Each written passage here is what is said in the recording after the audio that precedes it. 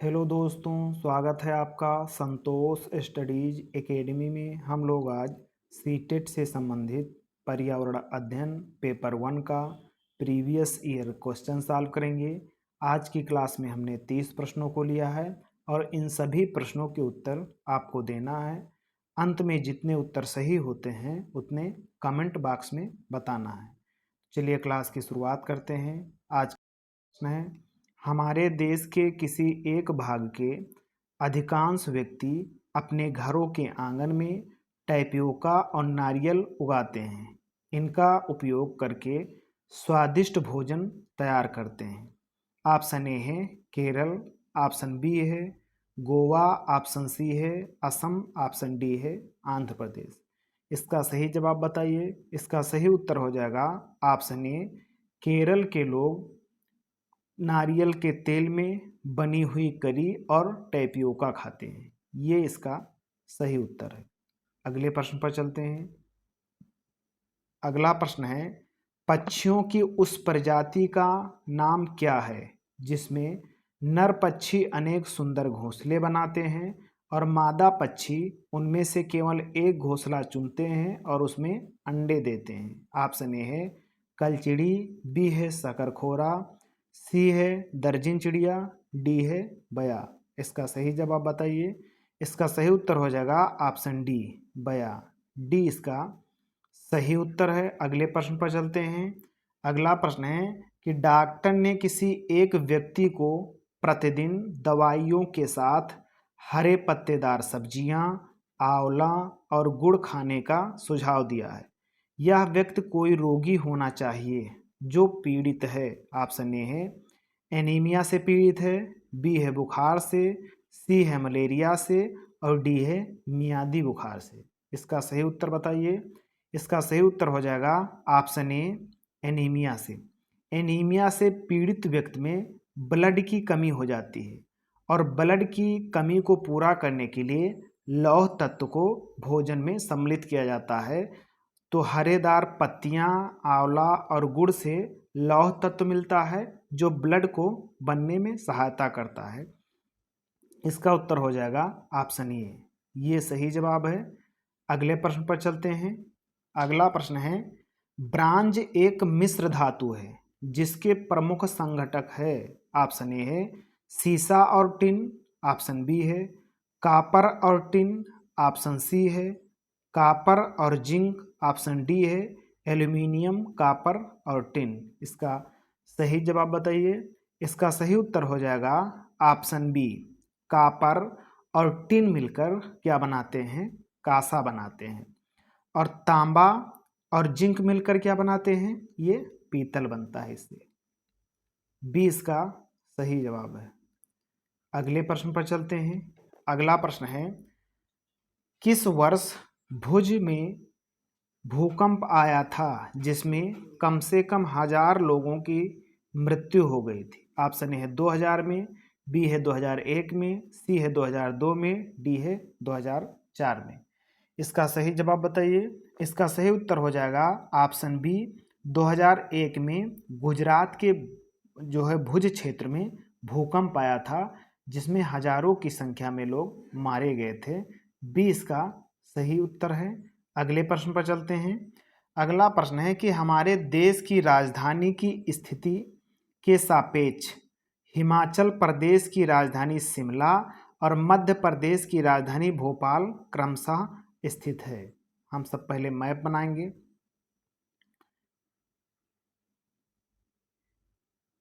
ये है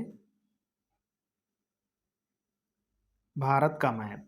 यहाँ पर गुजरात है और गुजरात के आगे यहाँ पर क्या है, राजस्थान। यहाँ पर मध्य प्रदेश है, यहाँ पर उत्तर प्रदेश है और यहाँ पर हरियाणा है और यहाँ पर दिल्ली है और दिल्ली के यहाँ पर ठीक ऊपर हिमाचल प्रदेश है, यहाँ पर उत्तराखंड है। तो यहाँ पर दिल्ली है और दिल्ली के ठीक ऊपर हिमाचल प्रदेश की राजधानी शिमला है और दिल्ली के ठीक नीचे यहाँ पर मध्य प्रदेश की राजधानी भोपाल है। तो दिल्ली के उत्तर में क्या है, शिमला है और दिल्ली के दक्षिण में क्या है, भोपाल है। तो उत्तर में और दक्षिण में, यानी कि दिल्ली के उत्तर में शिमला और दिल्ली के दक्षिण में भोपाल। तो ये इसका सही जवाब हो जाएगा, ये सही उत्तर है। अगले प्रश्न पर चलते हैं। अगला प्रश्न है, आपका घर x दूरी पर स्थित है और आपके पिताजी की दुकान y पर स्थित है। यद्यपि आपके पिताजी की दुकान ठीक सामने है, परंतु बीच में गहरी नहर होने के कारण आप सीधे नहीं जा सकते हैं। तो सबसे पहले क्या है कि हम लोग दिशा बनाएंगे। तो दिशा बनाने के लिए प्लस का निशान बना लीजिए और दाईं तरफ ईस्ट होता है यानी पूर्व होता है, बाईं हाथ तरफ वेस्ट होता है यानी कि पश्चिम होता है, सर की तरफ नॉर्थ होता है और पैर की तरफ दक्षिण होता है यानी कि साउथ होता है। अब प्रश्न कह रहा है कि आपका घर एक्स अक्ष पर स्थित है। तो मान लिया जाए हमारा यहाँ घर है और एक्स अक्ष पर स्थित है। अब कह रहा है और आपके पिताजी की दुकान वाई पर स्थित है, यद्यपि आपके पिताजी की दुकान ठीक सामने है। तो पिताजी की दुकान हमारी ठीक सामने है यहाँ पर, और परंतु बीच में गहरी नहर है। अब यहाँ पर क्या है, नहर है, ये नहर है। आगे कह रहा है कि नहर होने के कारण आप सीधे नहीं जा सकते हैं, अतः आप पहले ठीक दक्षिण में 200 मीटर दूर जाते हैं। तो ये नहर होने के कारण हम सीधे दुकान पर नहीं जा सकते हैं, तो इसके लिए 200 मीटर सबसे पहले दक्षिण में जाएंगे।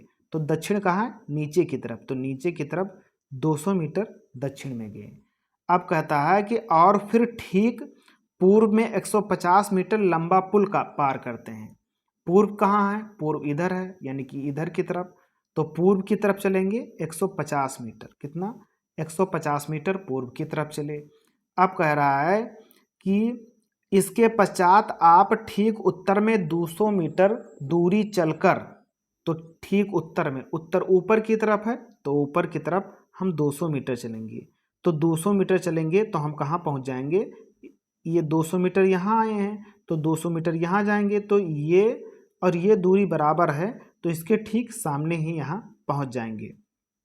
अब कह रहा है कि 200 मीटर चलकर अपने पिताजी की दुकान पहुँचते हैं। तो पिताजी की दुकान पहुँच गए हैं।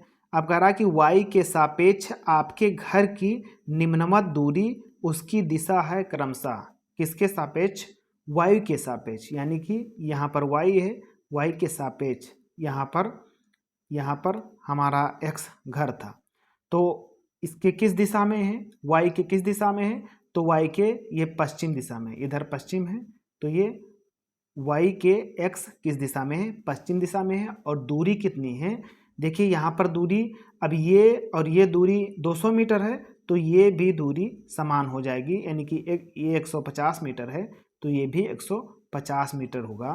तो 150 मीटर ठीक पश्चिम में, तो किस में है, ठीक पश्चिम में 150 मीटर, ये इसका सही जवाब है, ये सही उत्तर है। अगले प्रश्न पर चलते हैं। अगला प्रश्न है कि दुनिया में प्रसिद्ध पश्मीना के बारे में नीचे दिए गए कथनों पर विचार कीजिए। ऑप्शन ए है कि एक पश्मीना साल में 6 स्वेटरों के बराबर गर्म होती है। बी है कथन कि कोमल पश्मीना पहाड़ी बकरियों की एक खास नस्ल है, नस्ल से एकत्र किया जाता है जो 5000 मीटर ऊंचे पहाड़ों पर रहती है। तो इसका कथन एक भी सही है और कथन बी भी सही है। जो पश्मीना बकरी होती है ये कश्मीर में पाई जाती है और इसका जो ऊन होता है वो बहुत गर्म होता है, 6 स्वेटरों के बराबर इसका एक साल गर्म होता है, इसलिए कथन एक भी सही है और कथन बी भी सही है। सी में है कि अत्यधिक सर्दी से बचने के लिए बकरियों के शरीर पर गर्म बालों की एक परत उगाती है और इसी बाल से ऊन बनाते हैं, तो सी भी सही है। डी है कि पतले बालों को बकरियों के शरीर से काटने के पश्चात मशीनों द्वारा बुनाई की जाती है, डी इसका गलत उत्तर है। तो ये बी सी, यहाँ ऑप्शन नहीं है, तो ये बी सी इसका सही जवाब है। ये बी सी जिसमें ऑप्शन में होगा वो सही जवाब होगा। अगले प्रश्न पर चलते हैं। अगला प्रश्न है कि शिमला जो हिमाचल प्रदेश की राजधानी है में रहने वाला कोई व्यक्ति, यानी कि शिमला में रहने वाला कोई व्यक्ति पहले भोपाल का भ्रमण करना चाहता है। इसके पश्चात गांधीनगर जाना चाहता है। उसकी यात्रा की दिशाएं होंगी। तो सबसे पहले हम भारत का मैप बनाएंगे।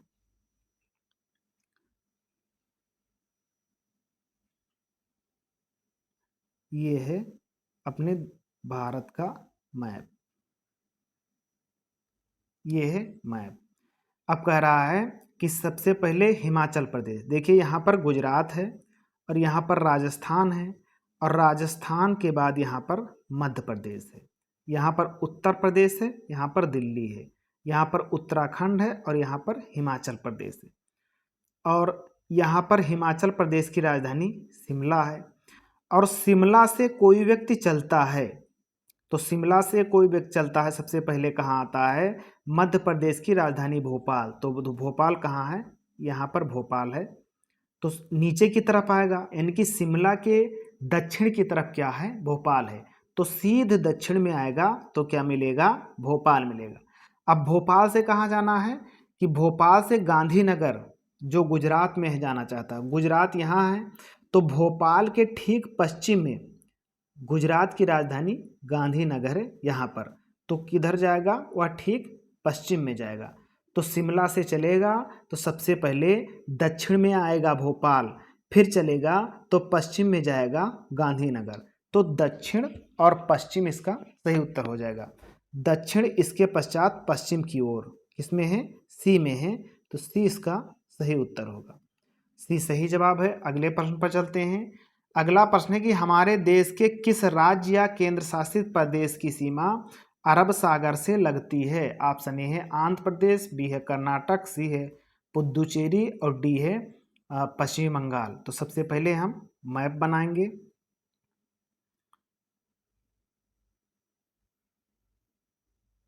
ये है मैप। अब यहाँ पर अरब सागर है और यहाँ पर क्या है? बंगाल की खाड़ी है। अरब सागर की तरफ सबसे पहले यहाँ पर गुजरात है, गुजरात के नीचे महाराष्ट्र है, महाराष्ट्र के नीचे गोवा है, गोवा के नीचे कर्नाटक है और कर्नाटक के नीचे क्या है? केरला है। और यहाँ बंगाल की खाड़ी की तरफ सबसे नीचे है तमिलनाडु, तमिलनाडु के ऊपर क्या है?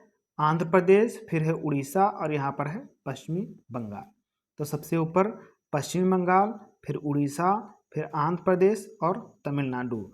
यहाँ पर है गुजरात, फिर महाराष्ट्र, महाराष्ट्र के बाद में गोवा, फिर कर्नाटक और फिर केरल है। तो कह रहा है कि अरब सागर की तरफ कौन सीमा मिलाता है? पहला है कि आंध्र प्रदेश, तो आंध्र प्रदेश तो बंगाल की खाड़ी तरफ है। फिर बी कह रहा है कर्नाटक, तो कर्नाटक अरब सागर की तरफ है, ये कर्नाटक राज्य है। सी कह रहा है पुदुचेरी, पुदुचेरी तमिलनाडु में है, तो ये भी बंगाल की खाड़ी तरफ है। और डी कह रहा है पश्चिम बंगाल, पश्चिम बंगाल यहाँ पर है, ये भी बंगाल की खाड़ी की तरफ है। तो जो कर्नाटक है ये अरब सागर की तरफ है। तो बी इसका सही जवाब हो जाएगा, कर्नाटक अरब सागर की तरफ है। बी सही उत्तर है। अगले प्रश्न पर चलते हैं। अगला प्रश्न है कि विशेष प्रकार का नृत्य जिसे चिराओ कहते हैं कहाँ के लोगों द्वारा किया जाता है? ऑप्शन ए है असम, बी है मिजोरम, सी है उड़ीसा, डी है झारखंड। इसका सही उत्तर बताइए। इसका सही उत्तर हो जाएगा ऑप्शन बी, मिजोरम में चेराओ डांस करते हैं, इसे बम्बू डांस कहते हैं। तो चेराओ या बम्बू डांस मिजोरम का है। बी सही जवाब है इसका। अगले प्रश्न पर चलते हैं। अगला प्रश्न है कि यदि आप भारत के मानचित्र पर की सरल रेखा AB, तो सबसे पहले हम भारत का मानचित्र बनाएंगे।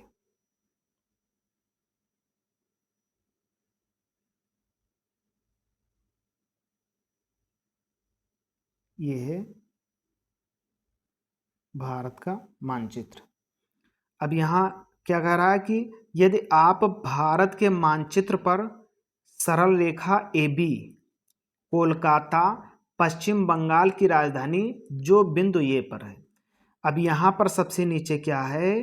तमिलनाडु, फिर ऊपर है आंध्र प्रदेश, फिर यहाँ पर उड़ीसा और यहाँ पर क्या है? पश्चिमी बंगाल। तो सबसे नीचे है तमिलनाडु, फिर है आंध्र प्रदेश और यहाँ पर है उड़ीसा और यहाँ पर है क्या? पश्चिमी बंगाल। और पश्चिम बंगाल की राजधानी यहाँ पर क्या है? कोलकाता है, तो कोलकाता यहाँ पर स्थित है। और पुद्दुचेरी कहाँ है? यहाँ पर तमिलनाडु में स्थित है। तो कोलकाता किस बिंदु पर है? कोलकाता को ये कहा गया है और पुद्दुचेरी को बी बिंदु कहा गया है।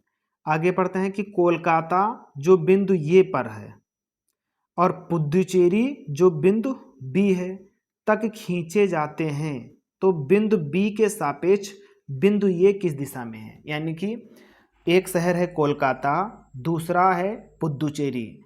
जो कोलकाता है उसे ये बिंदु दिया गया है और जो पुद्दुचेरी है उसे बी बिंदु दिया गया है और कह रहा है कि बी बिंदु के सापेक्ष यानी कि पुद्दुचेरी के सापेक्ष कोलकाता किस दिशा में है।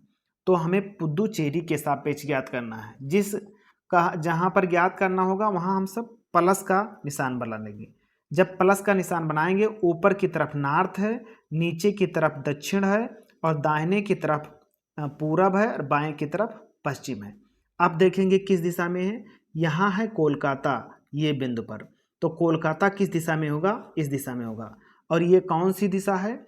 तो ये नॉर्थ और ईस्ट यानी कि उत्तर और पूर्व दिशा है। तो उत्तर पूर्व दिशा डी में है, इसलिए डी इसका सही जवाब होगा। डी सही उत्तर है। अगले प्रश्न पर चलते हैं। अगला प्रश्न है कि उस महिला व्यायामी यानी कि एथलीट का क्या नाम है जो 12 वर्ष की आयु में ही वजन उठाने का अभ्यास आरंभ कर दिया था। 130 किलोमीटर तक वजन उठाने में सफलता प्राप्त की तथा अंतर्राष्ट्रीय प्रतिस्पर्धाओं में 29 मेडल जीते हैं। Option A Sunita Williams, B है वहीदा प्रिज्म, सी है बछेंद्री पाल, डी है कर्णम मल्लेश्वरी। इसका सही जवाब बताइए। इसका सही उत्तर हो जाएगा ऑप्शन बी कर्णम मल्लेश्वरी।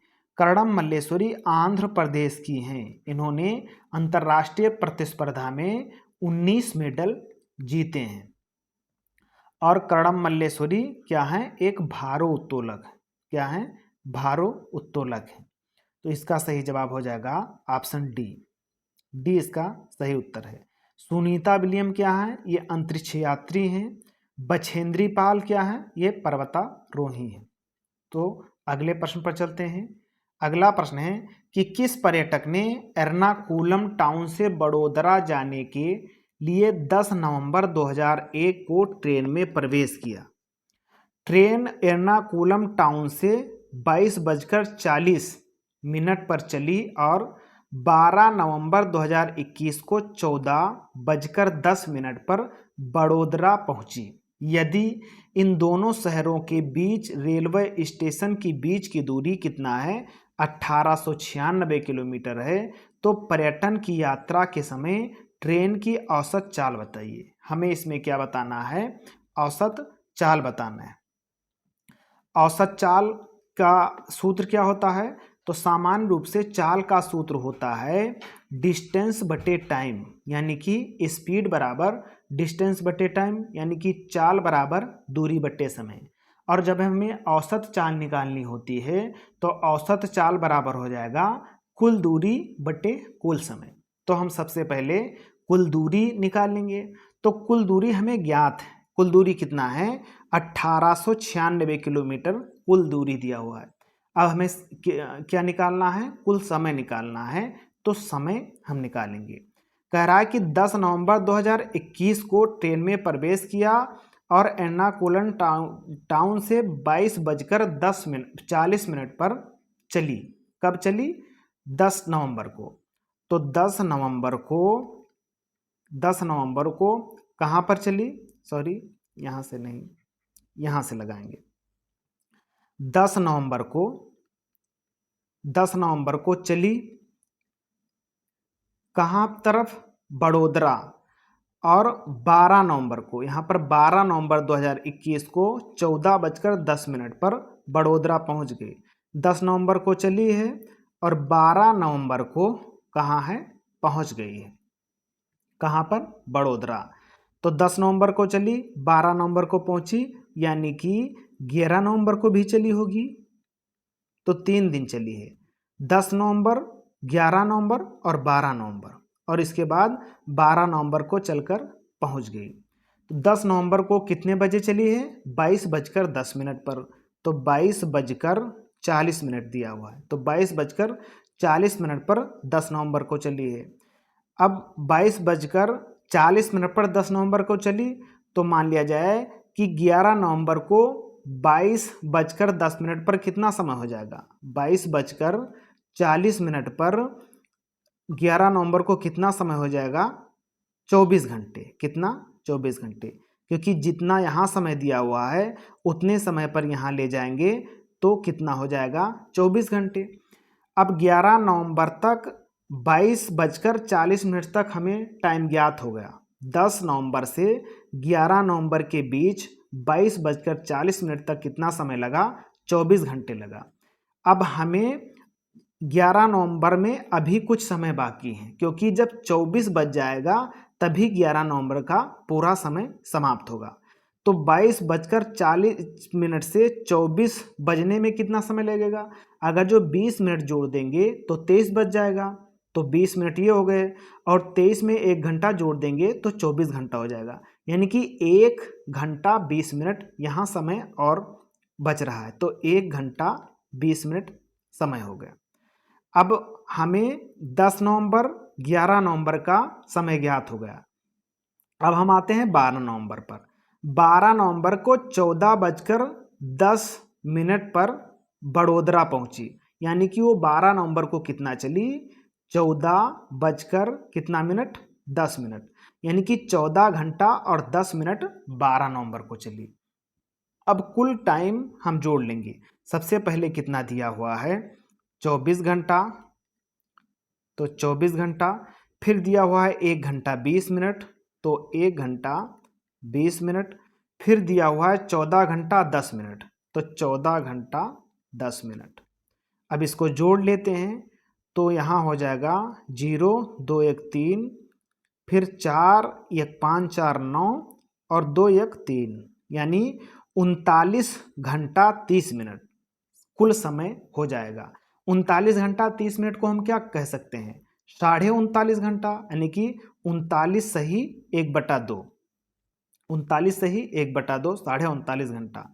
और 39.5 यानी कि जो 39 घंटा है, इसे जब हम पूरे में लिखेंगे, इसे हम क्या लिख सकते हैं? यानी कि 39 सही 1/2 को हम क्या लिख सकते हैं? इसे लिख सकते हैं 39 दूना क्या होता है? 78, और एक 79/2, क्या लिख सकते हैं इसे? 79/2 लिख सकते हैं। तो अब हमारा समय आ गया 79/2, टाइम आ गया 79/2 घंटे, ये टाइम आ गया। और दूरी कितनी है? यानी कि 10 नवंबर से और 12 नवंबर तक कितनी दूरी तय की है? 1896 किलोमीटर। तो कुल दूरी कितना है? 1896 किलोमीटर। कुल समय कितना है? 79/2। कितना है? 79/2। ये बटे 2 करेंगे तो नीचे आएगा, और ये ऊपर चला जाएगा, तो हम सबसे ऊपर लिख लेते हैं, तो 2 ऊपर आ जाएगा। ये जो नीचे वाला 2 है, यहाँ वाला, ये ऊपर आ जाएगा। अब 79 से 1896 को काटेंगे तो 24 बार में जाएगा, और 24 से 2 को गुणा कर देंगे तो 48 आ जाएगा, यानी कि 48 किलोमीटर प्रति घंटा स्पीड होगी। 48 किलोमीटर प्रति घंटा किस में दिया हुआ है? सी में दिया हुआ है। तो इस प्रश्न का सही उत्तर ऑप्शन सी हो जाएगा। अगले प्रश्न पर चलते हैं। अगला प्रश्न है कि मसालों का वह समूह जिसके प्रत्येक सदस्य को केरल में उगाया जाता है कौन सा है? यानी कि केरल में उगाए जाने वाले मसालों का समूह कौन सा है? ऑप्शन ए में दिया हुआ है काली मिर्च, हल्दी, तेजपत्ता। तो हल्दी केरल में नहीं उगाया जाता है। बी में है तेजपत्ता, काली मिर्च, इलायची। सी में है जीरा, लाल मिर्च, तेजपत्ता। तो जीरा केरल में नहीं उगाया जाता है। डी में है जीरा, काली मिर्च, इलायची। तो जीरा नहीं मिलाया जाता है। तो सी भी गलत है, डी भी गलत है, और ये भी गलत हो गया। तो कौन सा सही है इसमें? बी। तेजपत्ता, काली मिर्च, इलायची, चीनी, जो जिसे कहते हैं लौंग, ये जो है मसाले कहाँ उगाए जाते हैं? केरल में। यानी कि तेजपत्ता, काली मिर्च, इलायची, दालचीनी, लौंग, अदरक, ये जो मसाले हैं ये केरल में उगाए जाते हैं। तो 20 का सही जवाब है। अगले प्रश्न पर चलते हैं। अगला प्रश्न है ईवीएस के संदर्भ में बच्चा अपने वातावरण को निम्न में से किस ढंग से देखता है? ऑप्शन ए उसके पृथक रूप से, बी है समग्र रूप से, सी है उसके साधारण रूप से, डी है थीम के रूप में। इसका सही जवाब बताइए। इसका सही उत्तर हो जाएगा ऑप्शन बी, पर्यावरण को बच्चा समग्र रूप में देखता है। बी इसका सही उत्तर है। अगले प्रश्न पर चलते हैं। अगला प्रश्न है पाठ्यचर्या की रूपरेखा निम्न पर बनाई गई है। ऑप्शन ए है विषय वस्तु पर, ऑप्शन बी है पाठ्यक्रम पर, ऑप्शन सी है थीम पर, ऑप्शन डी है विषय वस्तु पर एवं पाठ्यक्रम पर। इसका सही जवाब बताइए। इसका सही उत्तर हो जाएगा ऑप्शन सी, थीम पर। जो प्राइमरी लेवल पर पर्यावरण अध्ययन पुस्तक है उसमें 6 थीम है। कितनी थीम है? 6 थीम है और 6 थीम पर आधारित पर्यावरण पुस्तक है। तो इसलिए इसका सही जवाब ऑप्शन सी हो जाएगा। सी इसका सही उत्तर है। अगले प्रश्न पर चलते हैं। अगला प्रश्न है कि एनसीएफ 2005 कक्षा 3 से 5 तक ईवीएस को एक ऐसे विषय के रूप में देखता है जो निम्न प्रत्ययों एवं विचार वस्तुओं को आपस में एकीकृत करता है। ऑप्शन ए है विज्ञान एवं सामाजिक विज्ञान, बी है विज्ञान सामाजिक विज्ञान भाषा एवं गणित। देखिए कक्षा 1 और 2 में पर्यावरण अध्ययन को यानी कि ईवीएस को किसके रूप में पढ़ाया जाता है? बच्चों को भाषा और गणित के रूप में, लैंग्वेज और मैथ के रूप में पढ़ाया जाता है। और 2 के ऊपर यानी कि 3 से क्लास 3 से 5 तक जो होता है पर्यावरण अध्ययन उसको विज्ञान सामाजिक विज्ञान और पर्यावरण शिक्षा के रूप में पढ़ाया जाता है। तो सी इसका सही जवाब है। सी सही उत्तर है। अगले प्रश्न पर चलते हैं।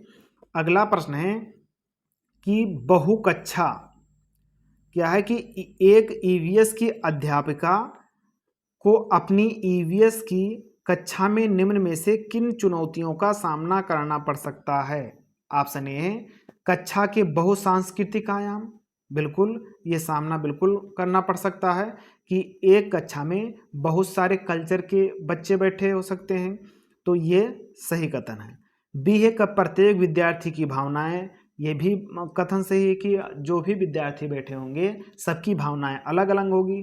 सी कह रहा है प्रत्येक के समुदाय सांस्कृतिक एवं जीवन शैली, ये भी कथन सही है कि जितने भी बच्चे होंगे वो अलग अलग समुदाय से होंगे, अलग अलग संस्कृति से होंगी और जो है सबका जीवन शैली कुछ ना कुछ डिफरेंट होगा।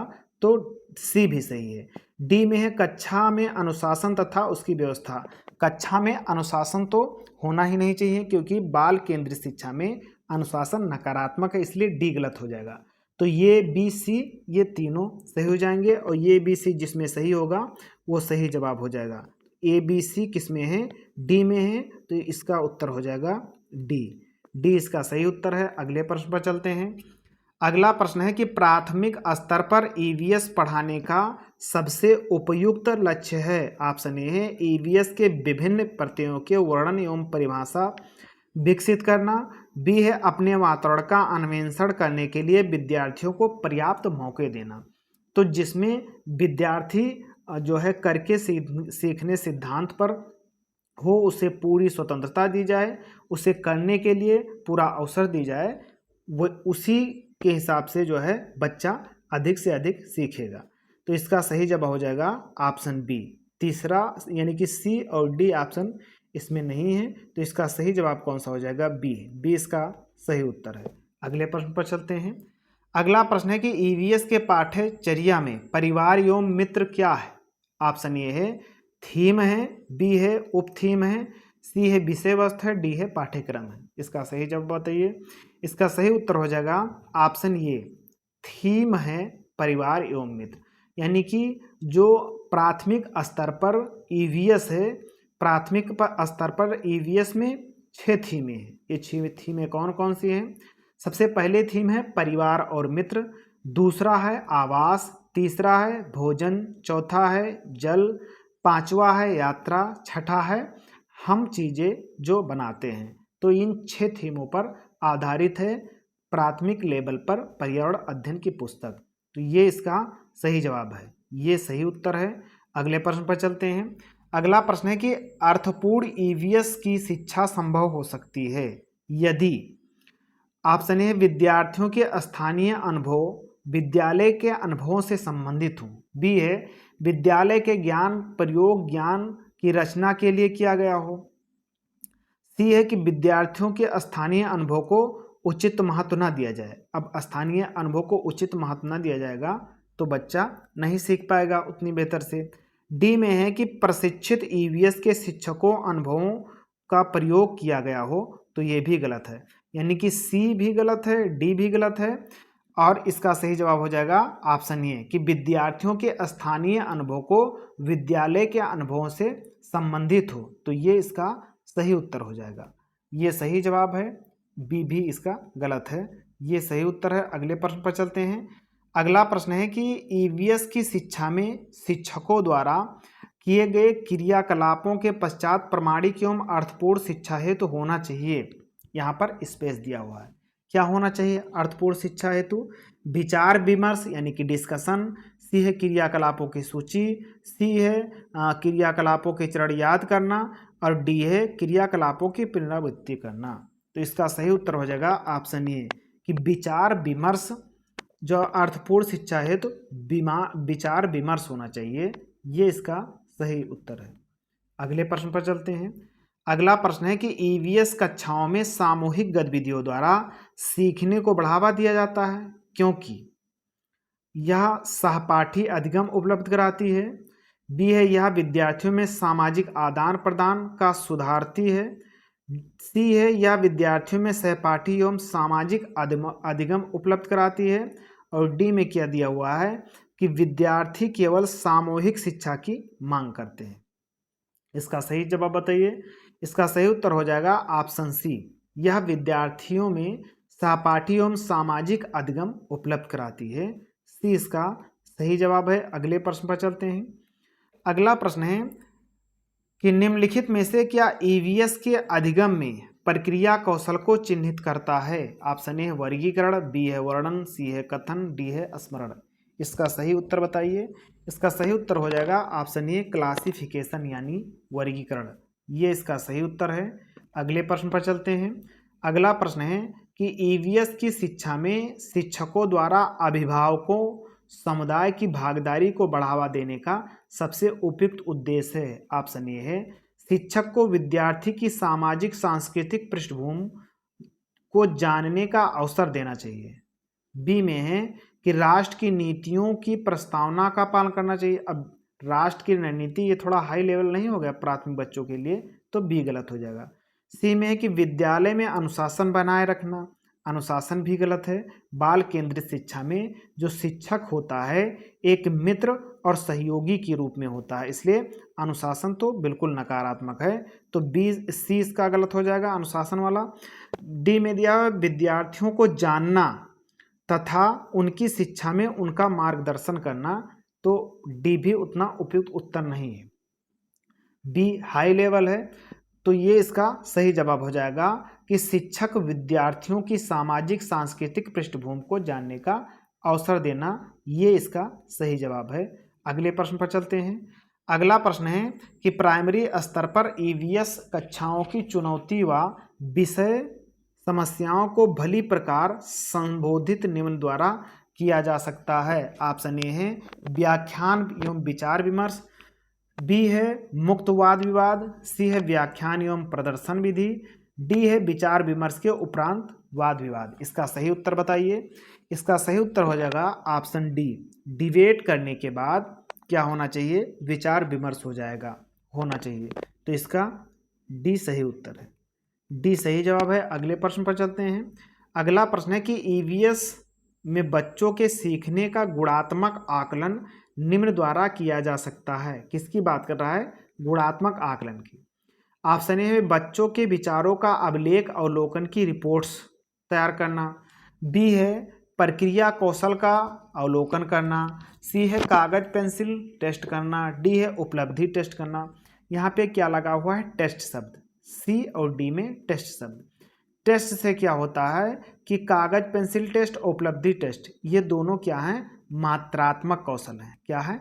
मात्रात्मक कौशल है। मात्रात्मक कौशल क्या होता है? जैसे कि कोई बच्चा है, उसने क्लास 10 में 85% जो है अंक प्राप्त किया है, तो जो 85% है ये क्या है? मात्रात्मक आकलन है।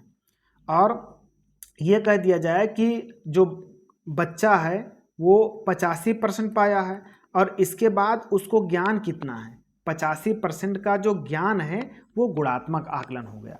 तो इसका जो ये है इसमें गुणात्मक आकलन है, बी है इसमें गुणात्मक आकलन है, और ये दोनों टेस्ट वाले हैं, इसमें मात्रात्मक आकलन है। इसलिए ये और बी जिस कथन में होगा वो सही उत्तर हो जाएगा। ये और बी कथन मतलब ऑप्शन ये में है, तो ये इसका सही जवाब है, ये सही उत्तर है। अगले प्रश्न पर चलते हैं। अगला प्रश्न है कि निम्न में से कौन सा ईवीएस शिक्षण में रचनात्मक आकलन का उपकरण है? ऑप्शन ए में है पोर्टफोलियो, बी में है दृष्टांत अभिलेख, सी में है दर मापक पैमाना, डी है अवलोकन एवं रिकॉर्डिंग लिखना। इसका सही उत्तर बताइए। इसका सही उत्तर हो जाएगा पोर्टफोलियो, दृष्टांत अभिलेख, दर मापक पैमाना और अवलोकन एवं रिकॉर्डिंग लिखना। ए बी सी डी सभी सही है, तो डी इसका सही उत्तर हो जाएगा। डी में ए बी सी डी सभी दिया हुआ है, तो डी सही जवाब है। अगले प्रश्न पर चलते हैं। अगला प्रश्न है, यानी कि आज की क्लास पूरी हुई। क्लास देखने के लिए धन्यवाद। क्लास पसंद आई हो तो चैनल को सब्सक्राइब कीजिए और बेल आइकन को दबाइए। अंत में जितने उत्तर सही हुए हैं उसे कमेंट बॉक्स में आप बता दीजिए। तो आज के लिए इतना ही। अब हम मिलते हैं अगली क्लास में, तब तक के लिए जय हिंद, नमस्कार।